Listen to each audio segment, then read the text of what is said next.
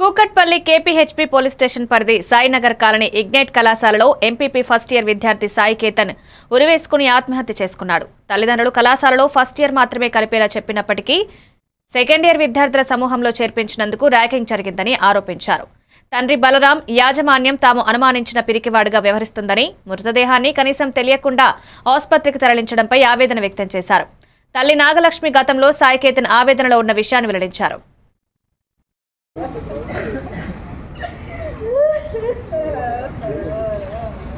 రాత్రి వచ్చిన ఇప్పుడు దాకా మాట్లాడుతావా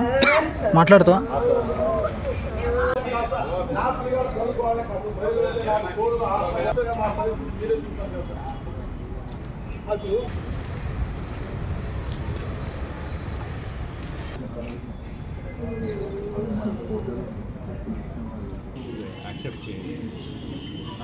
పెండింగ్